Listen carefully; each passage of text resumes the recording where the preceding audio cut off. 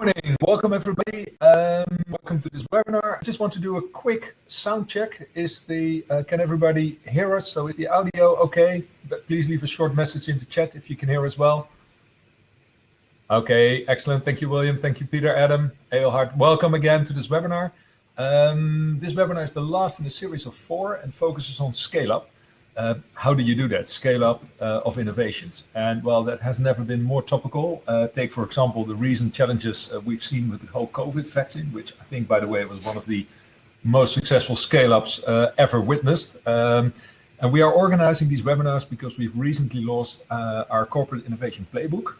It's available on our website, has been downloaded almost 3,000 times. It's almost like a digital bestseller. And we thought it would be a good idea to organize a series of webinars around the playbook. Yeah, and so in the playbook we discuss the innovation challenges that many organizations face while sort of trying to create value through innovation. Obviously it starts with the ideation challenge, coming up with opportunities for innovation and for providing growth, and it's followed up by a validation challenge in which you actually validate those ideas which you've came up in the ideation phase, and then ultimately you come to the scale-up challenge, and that is the topic for today. And with these webinars, we basically want to give you a lot of inspiration on how to deal with these challenges in your company.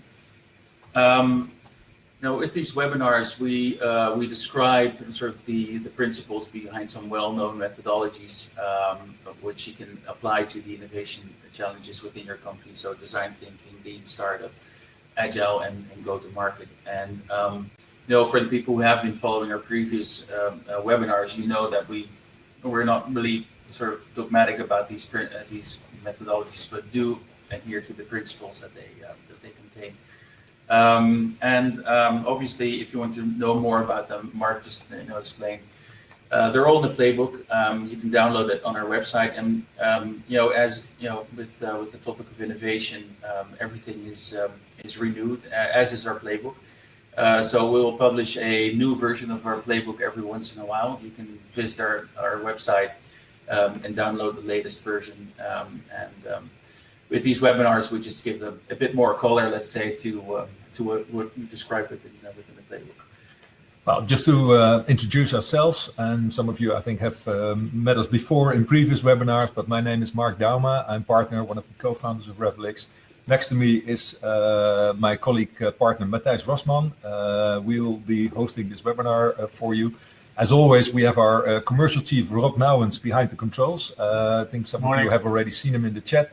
He's going to make sure that everything runs smoothly technically. Briefly about RevelX, we're a boutique consultancy. We help our clients to realize growth through innovation. We work for large corporates, as well as smaller scale-ups aiming to become a corporate, which is something we gladly help them to do. And well, our team has a vast experience in a range of industries. Today we'll be diving into sort of a deep dive into one of our cases. More about that later. So what we're going to do today, first of all, we're going to discuss the issue of what is actually scaling up. Then, of course, how to scale up effectively. We're going to show you some practical tools, I think a collection of what is in the playbook, our selection, if you like. Summary. And we're going to give you, I think, a very good case example, which is the climate at home case of one of our, I must say, one of our favorite customers. They're all favorite customers, but some of them are even more favorite, which is BDR Temia. Well, as you know, we like our webinars to be interactive. If you have any questions, please leave them in the chat. I think a lot of you have already found the chat. And we just want to start with one open question, just to get a feel for why everybody is here. So what will be your scale-up challenge? So if you can please leave your answer in the chat. And if you're a consultant, sometimes we have consultants joining our webinars as well, which is great, of course, although you're a competitor, but we don't look at it that way. Please answer that question for your last customer. So just curious to know, what is your scale-up challenge? Yeah, and as Mark said, please put your questions in the chat, where we'll try to answer them, as we go. But we'll have a Q&A session at the end as well. So obviously, curious to hear from you guys. Well, it seems that the chat has not been found by many people. I can't imagine that nobody has a scale-up challenge that you want to share. But if not, we just continue with finding launching customers. We continue primitive scale with tech. Finding launching customers, that's always a good one. Growing a talented team to meet demand. Well, that's also one of the challenges we had with the climate at home case, William. Risk aversion. That's a good one, Hans. Yeah. That's I think many of these things we'll come back to in our webinar.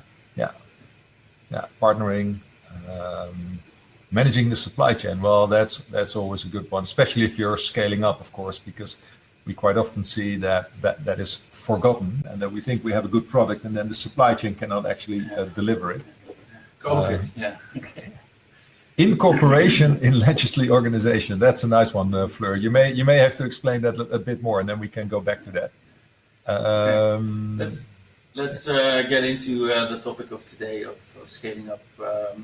Let's just start with exploring what is the scale-up challenge actually. And when we talk about scale-up, we mainly refer to driving sustainable results from innovation. And in our book there, which is we shamelessly a plug here on the table, we describe the scale-up phase as going from the, let's say, lab to fab, in which we describe the lab as being sort of a laboratory environment of innovation, to the fab as being sort of the real world in which innovations have to bear fruit. And this is really the stage where we move from focusing on early adopters to mainstream customers. So one of the questions in the chat was finding early customers or finding launching customers. Obviously, that is a stage that you now pass, and you just go into the mainstream phase. It also means that you're building critical mass for your innovation, so it has to become part of your business, and it has to deliver some value. That means that we're also going from what we call pizza money, right? So to serious investments. So you move beyond the phase of being frugal in your spending and being actually risk averse, if you will, in a positive way, spending a lot of money in innovations which have to pay off, into making serious investments into your innovation endeavors. But it also means, and I like the question about finding the right people. It also means that you move from an innovation team or from innovators to the core of your organization, and your innovation during the scale-up phase really becomes a responsibility of that core. So it's a notably different phase from really starting up. If in the startup phase you were sort of looking for a repeatable, scalable business model, and you were pivoting to explore and focusing on the newness of innovation, we now move into sort of the execution of a sustainable, profitable business. And things like managing a supply chain, or actually developing a production process or a distribution process around an innovative business is a key issue here. So, and here we pivot to grow, and we focus on that execution part. And we often refer to this stage as sort of crossing the growth chasm, right? We feel and we see in practice that scaling up in innovation is one of the most difficult steps in the innovation process, and there really are sort of different rules and expectations of something that's still in the innovation phase, and something that goes into sort of the adulthood of being a sort of a scale-up endeavor. And it's very much like your own children, right? You have to really put them into that phase of growing up.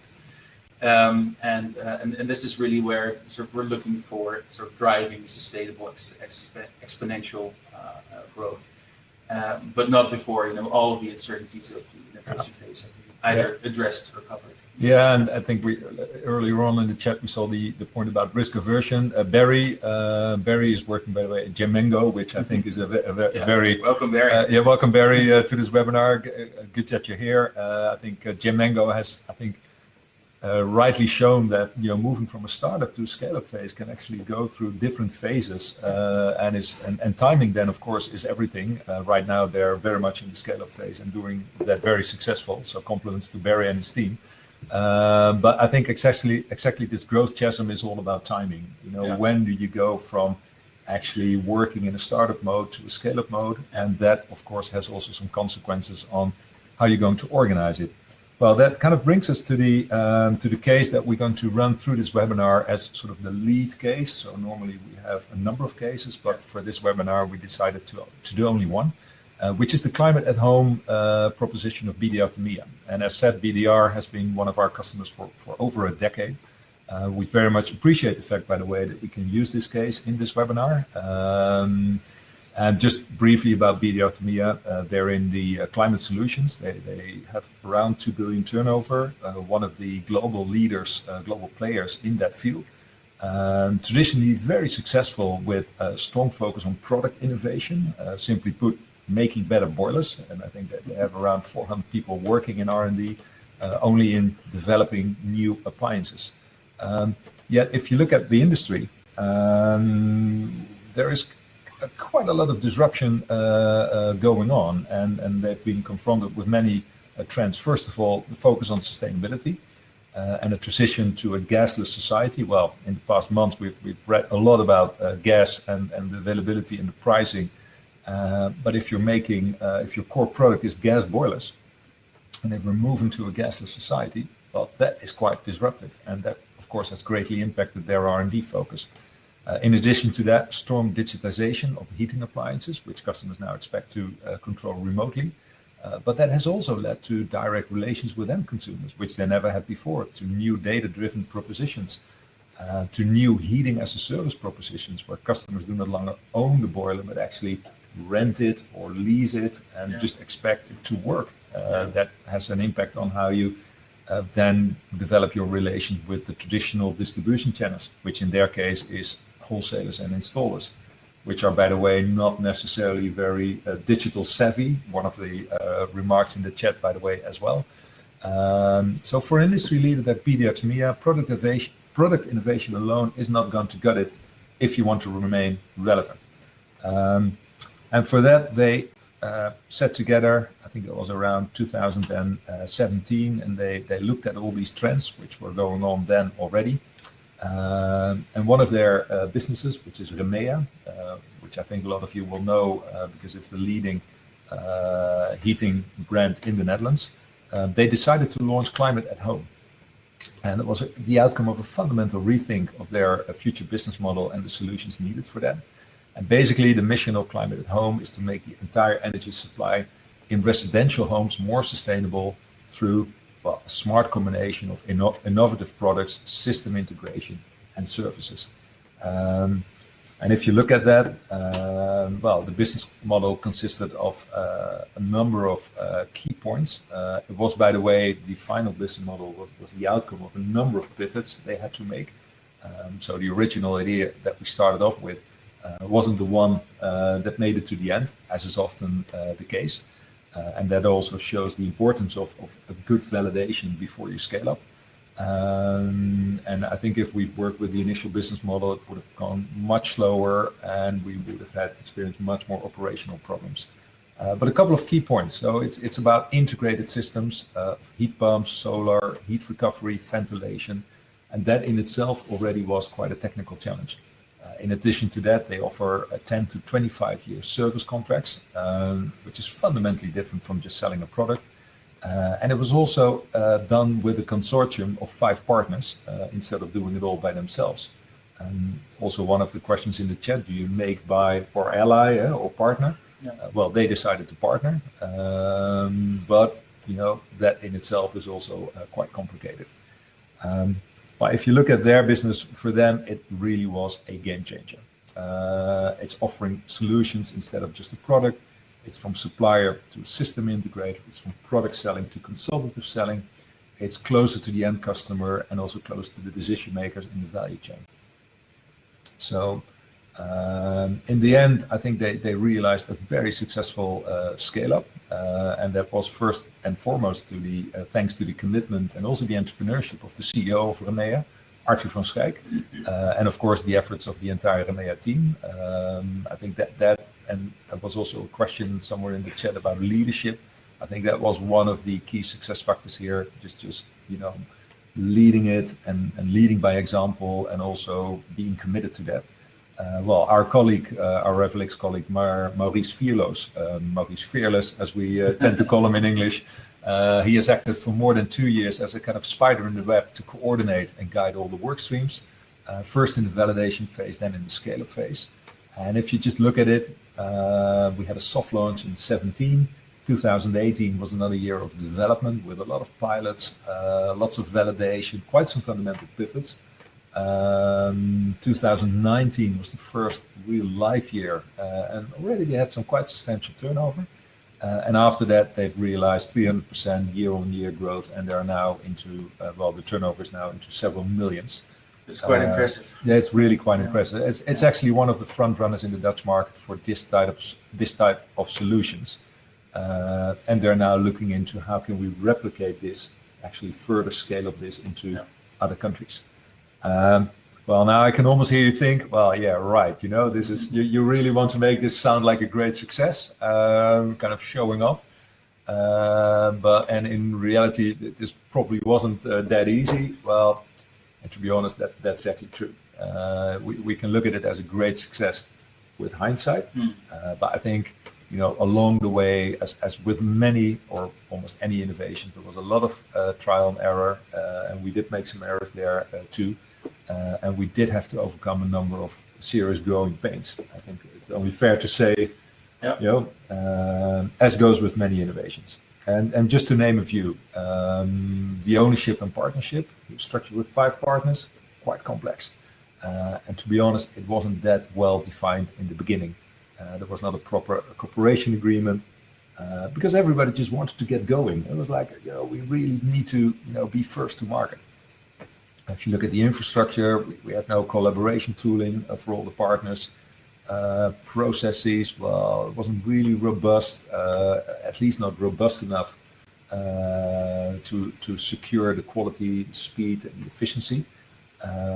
And that's exactly, I think, in the scale-up phase, as Matthijs also mentioned, where you move from a startup to a scale-up phase, it really needs to be robust to be able to absorb the growth. As a consequence, we couldn't guarantee the quality, and that even led to an emergency stop of all sales. More about that later. And in the beginning, I think it's only fair to say that there were good people on board, but we didn't have the right people. And moving from startup to scale also requires a different kind of people. I think Barry will also recognize that from his Gemengo experience. Well, and finally, I think there was a lack of sales funnel management. So it wasn't really clear where the leads were coming from, and we weren't really followed up upon that. Well, I already mentioned the role of Arthur, because as you can imagine, within a larger corporate, if things aren't running smoothly, you get a lot of criticism, doubts, people question it. And that's exactly where commitment from the top is crucial. And by the way, we have an innovation readiness benchmark, which is also available on our site. More than 250 companies have already assessed their innovation power. And direct involvement of leadership is, I think it's the most important best practice coming forward from our research that differentiates the high performers, the strong innovators from the poor innovators, isn't it, Matthijs? Yeah, that's true. And what I really like about this case is that it's, we talk about BDR Thermia as a case we dive into it quite deeply, but I think it's representative for many situations and many companies that we encounter. Well, they're in very traditional industries, moving towards sort of a newer business model, moving from product sales to solution sales, no partnering up with new companies, and and again, the lessons learned that you just that you described really speak to the point that before you scale up, you really have to make sure that you nail all of those things, right? And because I think the harsh reality is also what we see from our research in the innovation readiness benchmark is that about 75 to 90% of innovation endeavors fail just because they don't really follow sort of methodically follow those process steps. Actually nail it and then scale it is, I think, is a famous statement by Nathan Furr, the innovation professor at INSEAD, but it's really true. I think it's what we see in our practice is that companies really have to make sure that they do their homework, right? So they have to go through all of the steps of finding the right fits in their innovation process before sort of really betting big on an innovation endeavor, and spending serious money and attention on scaling innovations. And so obviously you have to think about, do I have a problem worth solving, but also am I in a position to solve a problem for a certain customer? So acceptance in the market obviously is a really big thing, and we see this many times that companies try to solve issues outside of their, let's say, core domain, and they're not really seen as being the partner for that solution. And then only just to get the right business model in. And I think many of the examples you just gave from the ERTMIA only show that those business model pivots are really important in that scale-up phase. And ultimately, also in this phase, you have to sort of make the ultimate pivot just before you commit that type of money and attention to an innovation. You have the ultimate pivot to make, and the ultimate pivot really is, am I really ready to scale up, or should I divest? And this is a crucial moment in the innovation process. And if you are not able to fully commit to those three tests that we just described in the previous slide, is that it might be wise to stop, even just for a short time, just until you get all of those fundamentals into place. Because you're taking a significant risk if you don't. So it's either a financial risk, or it could also be a reputation risk if you have to sort of pull back. And actually, and it doesn't happen that often. But recently, we were working on a case which was about launching a kind of fundamentally new design e-bike. It was like a great idea, manufacturing it based on automotive principles, and big market, a lot of growth, and everybody was kind of hungry to go to market. But in the end, they really, when they faced all the operational issues, they had to conclude that the supply chain wasn't ready for it. And there were a lot of issues that are COVID related, but there were also some more design related stuff. And about a month ago, they decided to postpone the project for another year to really make sure that they're ready. So really about, nailing it before you're scaling it. And it was a tough decision because they had already committed 2 million euros just in development cost, but they also knew that they weren't going to commit another 10 in the supply chain. Well, and if you don't have it right then, that it's going to be very costly.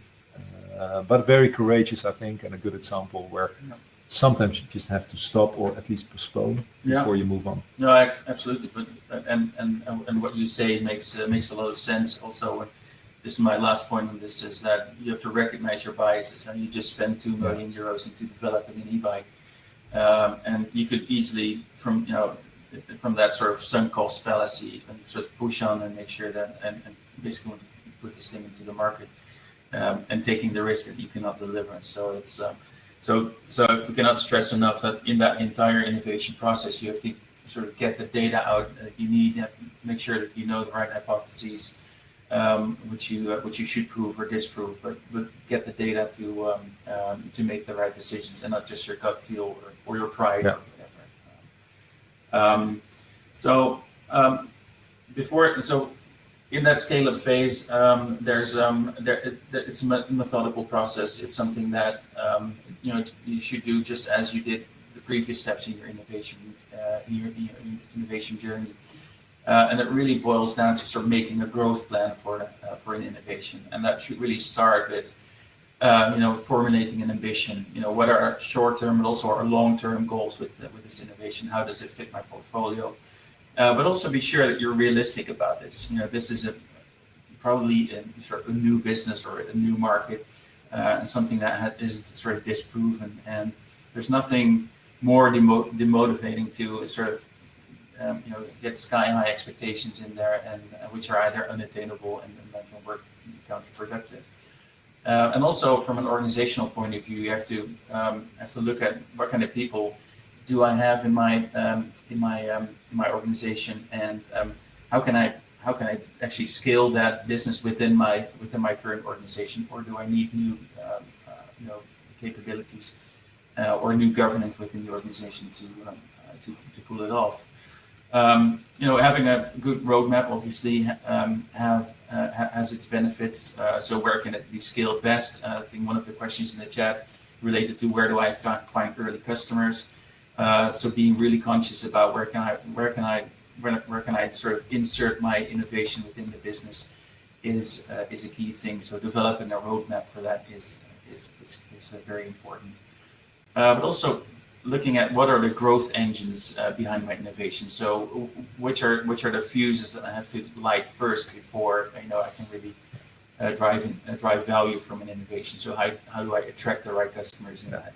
And that's, by the way, where the outcomes of your validation phase are often quite important. Exactly. As with the e-bike example, we did quite an extensive validation with a specialized market research company, and in the end, we had to conclude that what we thought was the sort of primary group to target wasn't actually exactly the right one, and so we opted for a different one. Yeah. So the validation phase is going to give you great inputs on where to scale first. I think that's the point. Exactly, and that's where you make that market pivot. Maybe rightfully just before you scale up that innovation.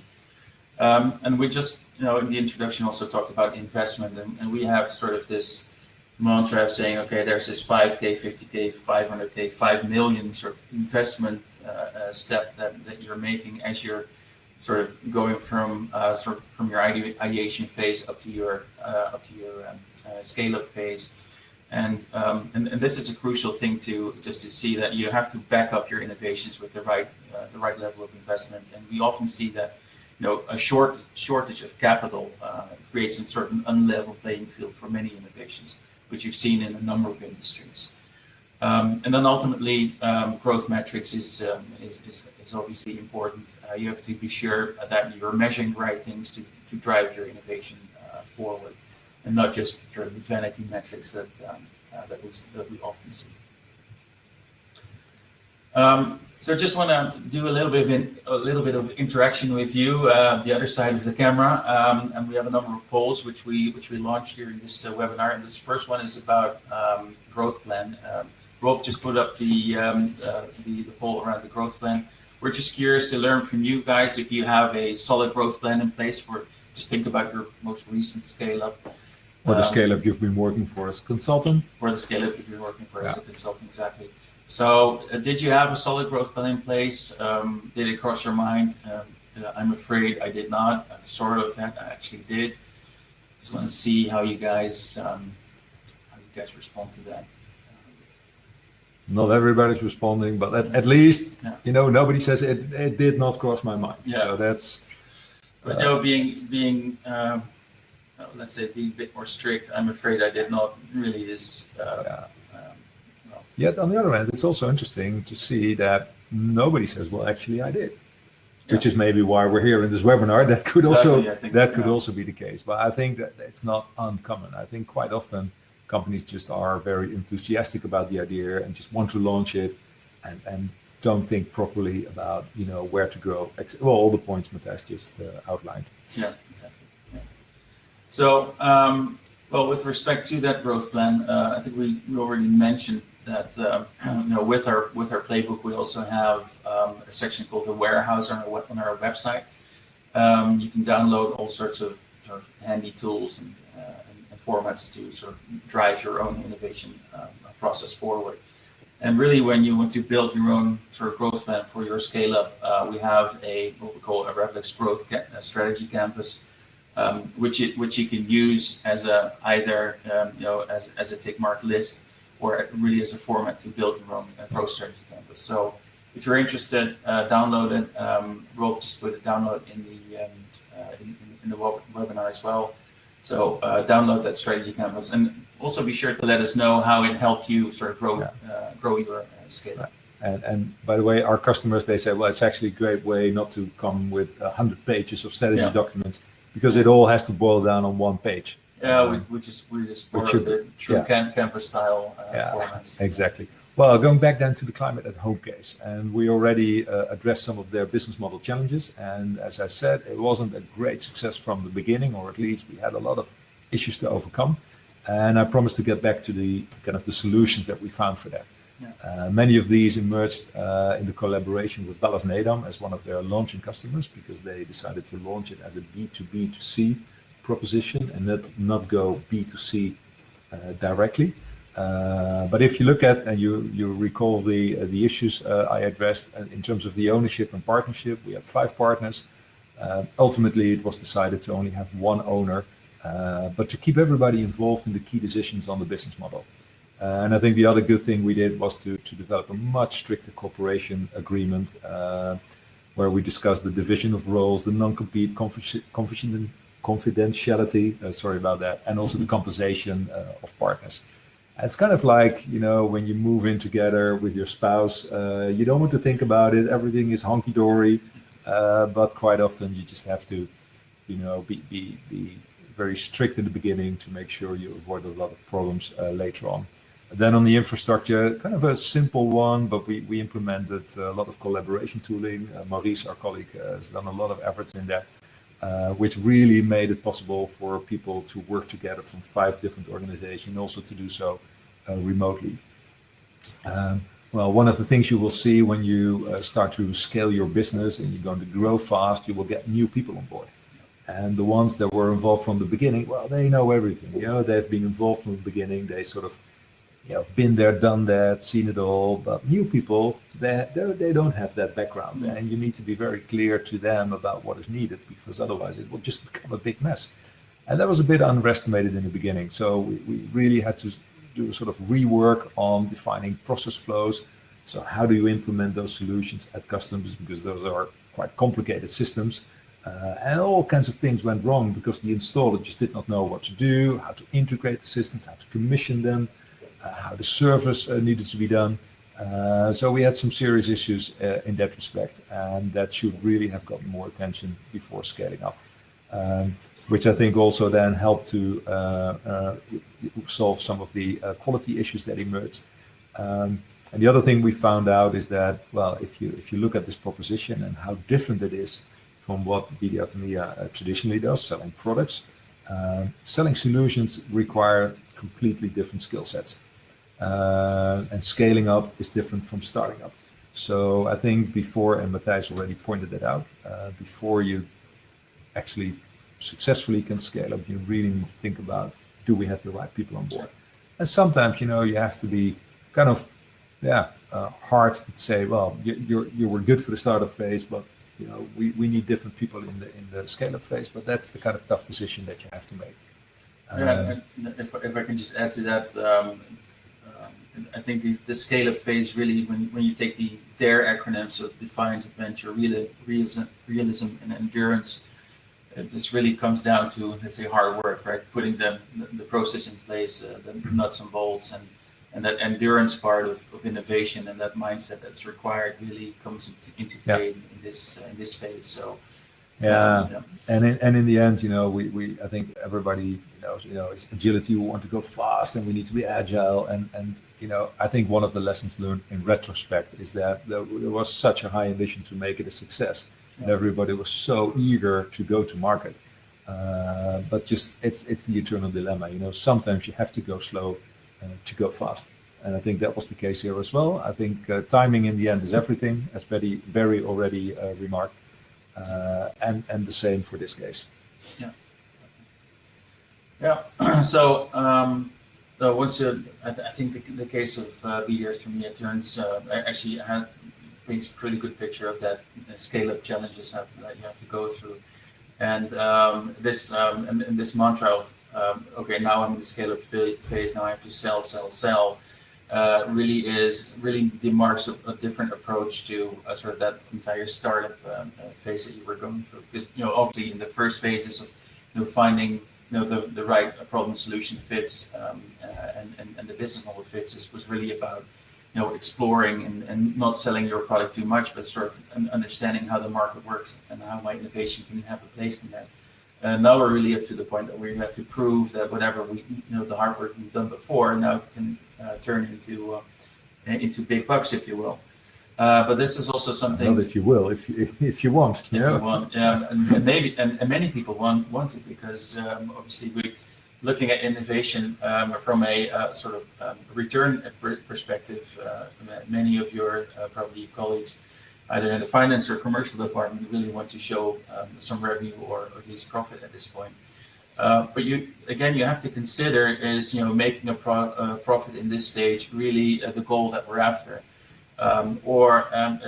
it really depends on whether you're making a market, you're producing a new market, or establishing yourselves in a new market, and you really have to buy market share as a first objective rather than making profit in this stage is more important. So you have to be really clear about what your goals are in this phase, but also manage the expectations from the organization in that sense. If you've done your job well, let's say in the previous stages, as Mark also explained in the climate at home case, this is also the phase where you have to spend a lot of time in the customer journey, understanding the customer journey, but also working with your customer to move him from an interested customer to actually a buying and returning customer in that customer journey. And that's really your task in this phase, is to lead that customer through that journey.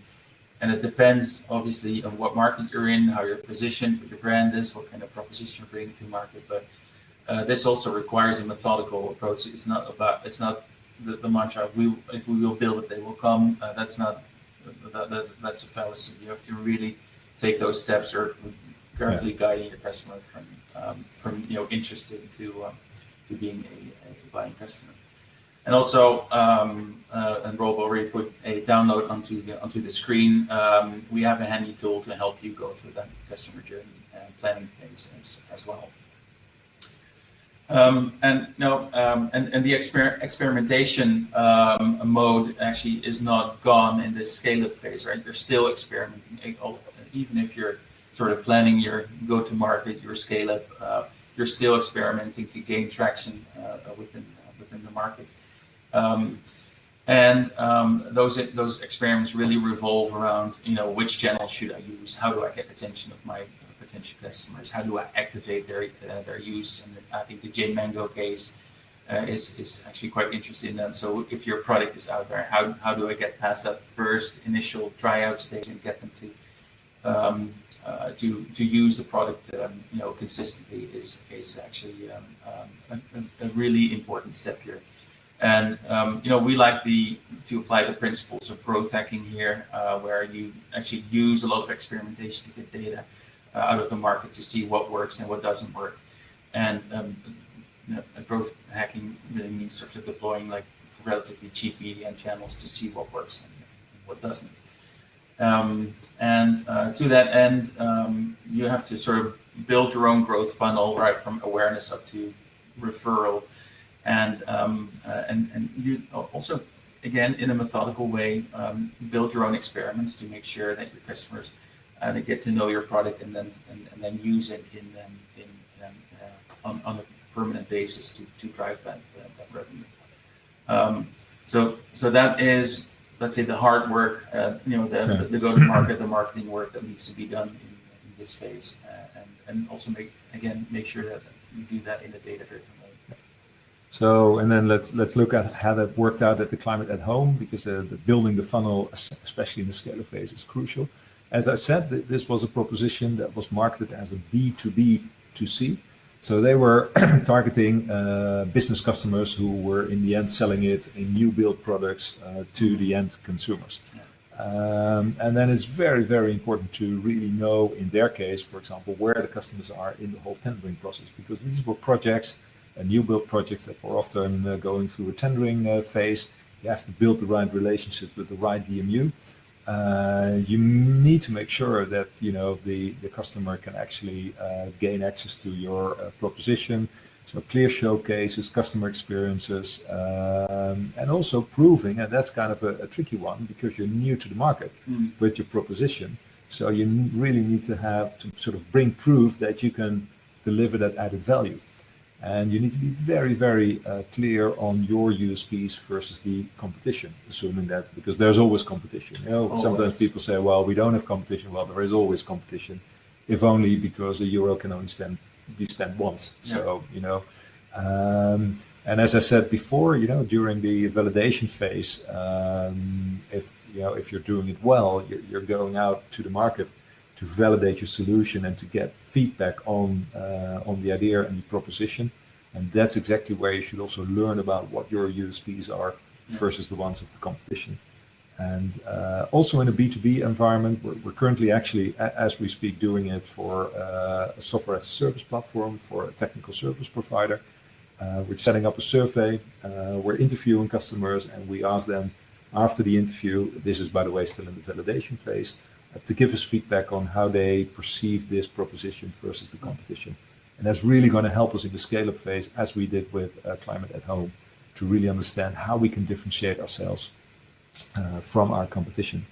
And then of course, once you have the funnel, you really need to manage it, and you really need to be on top of that funnel. Tight sales funnel management, work with forecasts, and this is also a tricky one because normally you don't have historical data, but then at least you need to make assumptions and validate them continuously, because in the end you need to make sure that the whole organization and your supply chain is sort of ready to absorb the growth. And if you're not precise about your forecast, you run the risk of getting a lot of shit in the back end because you simply weren't ready for it. So I think that those are a couple of crucial things about managing the funnel to make sure that you can actually also absorb it in the back end of your organization. Again, we use these cases to obviously show what works, but also what doesn't work. And I think sort of in the close down of the session, we just want to go through sort of 6 pitfalls that we see in practice, which you should obviously avoid when listening to or watching this webinar. And those 6 pitfalls in scaling up really start with not having a handover plan. I think it's also we see this a lot. The Climate at Home case was also a good example. You should really. We often get the question from our clients is, how do we get the business engaged in innovation or in innovation endeavors? And that really happens when innovations are sort of built outside of the core business, and then they have to be brought back into the let's say the legacy organization. Is I think one of the remarks in the chat was just made. And we see this a lot in larger organizations where people are not involved, and then they really have to go through a sort of an acceptance phase of innovation, and that really slows down the scale-up process. It was Fleur. She called that the incorporation in the legacy organization. Yeah, exactly. Exactly that, Fleur. That's the whole point. Yeah, and so part of your innovation journey should really include sort of that handover of an innovation to the legacy or the standing organization, if you will, to make sure that it's marketed well and supported well. Something that is often overlooked. Another one which we see is sort of a misalignment with strategy. And if you take innovation as sort of the objective of sort of closing the growth gap, right? So the gap between what you can grow autonomously and what you have to do in terms of innovation to make sure that your ambitions are fulfilled towards the future. You should really make sure that whatever you do in innovation has a close tie with your strategy. And if you're an innovation professional yourself, you shouldn't settle for a disconnected innovation strategy, if you will. And the growth strategy canvas that we just discussed and was available for download is just a great tool to have that conversation within your organization to make sure that your innovation strategy and your corporate strategy or overall strategy are well aligned.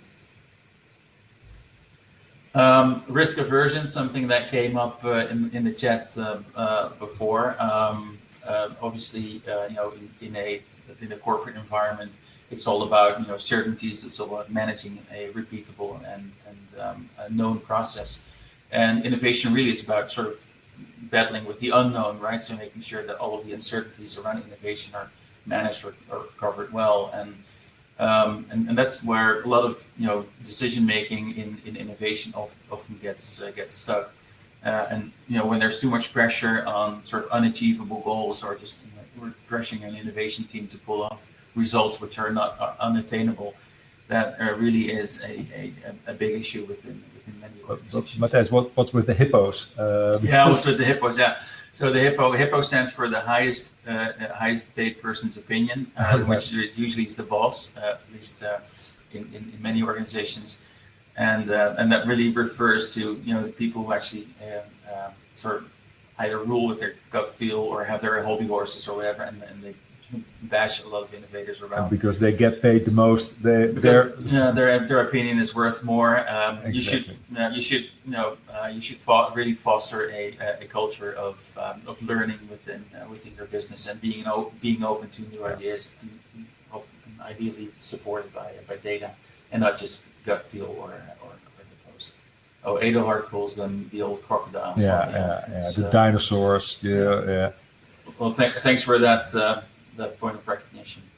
Then process gaps. I think Mark really explained it really well in the climate at home case. You should really the innovation process should really include the transfer of responsibility of innovation towards the core organization to prevent sort of what we call the innovation no man's land, right? So a proposition is out there ready to be scaled, but nobody owns it. So transferring those responsibilities over time and doing that in a structured way, and also in a way which is sort of repeatable is very important. Yeah, and in the case of climate at home, and you just have to be honest about that.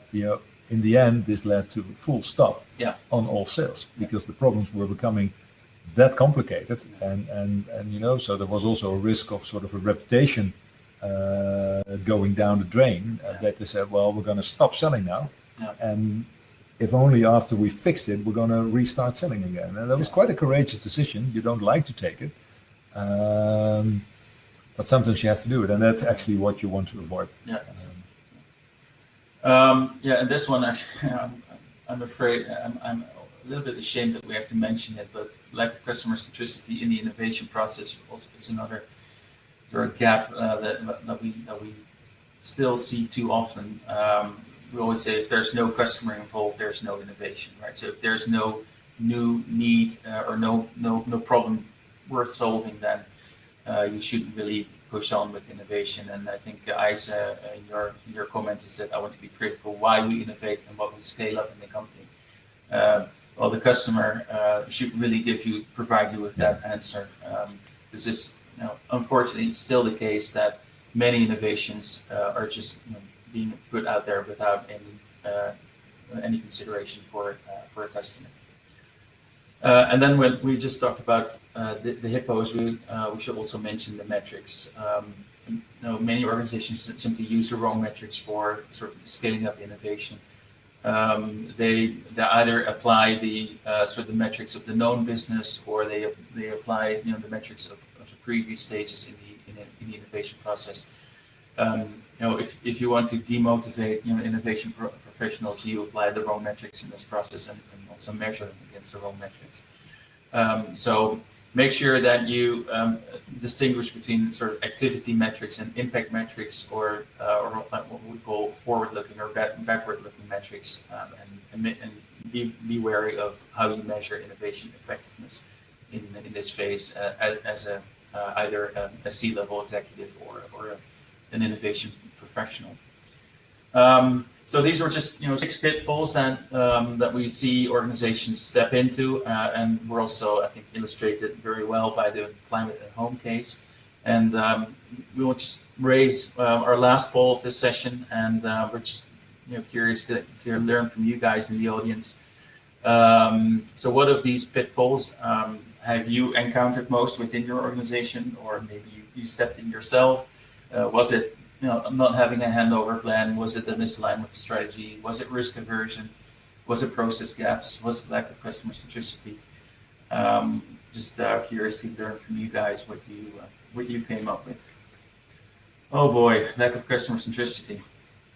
Still, yeah. But also risk aversion, internal politics. I think that's, I think especially in larger organizations, that's always a tricky one. And that really calls for, I think, some strong leadership, isn't it? Where people say, well, whatever happens, this is going to be a success. And I have one customer, he's part of a large service installation group, and he just basically does what he wants. He says, "Oh, it's just a project we just do, and there is no discussion about it, and that's the only way they get it pulled off." I think there's a very near relationship between misalignment with strategy and risk aversion. I mean, if you have innovation as a core part of your sort of overall corporate strategy, then these are things that I think are easily solved. But I think it's something that you can overcome if you work on it really well. Okay, well, we are sort of about at the end of our webinar. We already mentioned several tools. Matthijs already shamelessly plugged our book, of which he, by the way, is one of the co-authors. You can get that via our website. I also mentioned the Innovation Readiness benchmark. I think it's very interesting to take part in the benchmark, assess your innovation power on 35 best practices. You can, of course, It's free. It's free. You should mention. And you get actually a very nice report when you do that. Of course, we have the corporate innovation playbook, which you can download. You can reach out to us if you want to have a chat one-on-one. That's always quite interesting for us to learn about your challenges. And do take a look at our innovation readiness benchmark, which Rob is now making available. It takes you only 8 minutes. But I think that's enough for the commercial break at the end. With that, we are at the end of our webinar. Normally we have a bit more time for Q&A, but this is one of our, let's say, a bit longer webinars in terms of presentation. But if you have a question, we do have a couple of minutes left. I see one from William about please expand on what specific metrics you see as good and bad for scale-ups. Good and bad obviously is a bit of a deterministic thing, but so what we see is early on in the innovation process, you spend a lot of time sort of measuring activity, right? How many experiments did I do? How many customers did I speak to? All of those sorts. And so those are more of the activity metrics, focusing on what kind of tactics did I use, how many experiments and stuff like that. And those are really useful for that stage because they really help you to drive that sort of process forward of getting out there and making sure that you interact with the market as much as possible. But once you move on to that scale-up phase, you really have to start looking at, for example, cohort analysis. You have to look at so what kind of customers came in at an early stage, how are they behaving, as opposed to customers who came in at a later stage, or once an innovation or it's been in the market for a bit longer. And those are really important metrics to apply at that stage. And they're more revolved around your growth engines, if you will, so the thrusters behind your innovation rather than sort of the absolute revenue profit. Yeah, because that's, I think, a mistake often made, isn't it? That there's a strong focus from the get-go on making the turnover. Yeah. But before you have the turnover, a lot of other stuff has to happen. Yeah.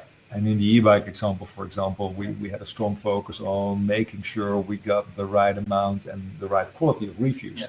Because we know that if there are no reviews for a new product, nobody's going to buy it, at least not in this category. Yeah. So, but I think that the thing is that each stage in the innovation journey, but also in the scale-up journey, requires their own metrics. And in the playbook, we have a full list and table of useful metrics that you can apply.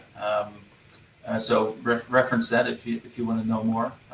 But just make sure and also use your common sense. What makes sense in this phase? What do I need to drive my innovation process forward? Any other questions? Maybe Rob, you found some interesting ones in the comments. Not yet. I think Edelhard made a comment. Yeah, referring to William. Well, I think in the end, if we were 2 minutes before 11, I think if you have to join another Teams meeting, I would say take 2-minute biological break.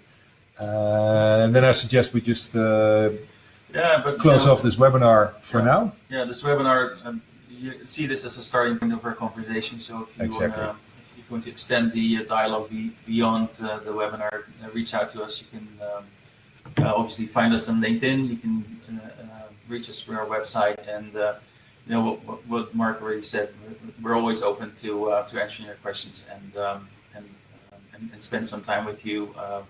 We have sort of a free consultation service, which just drop us a line, and we'll get onto a Teams or a Zoom or a Hangout or whatever you'd like to do, and discuss maybe some of your challenges. So looking forward to connecting with you guys. Okay, and thanks for attending our webinar. And thanks for all the comments in the end. That's always nice. That's always nice. Thank you, Hans. Thank you, Noel. Edelhard. Thank you, Edelhard. Nice to see you. I know you have the book, so interested to hear from you what you think about it. Okay, we're going to close off, guys. Have a nice day and stay safe.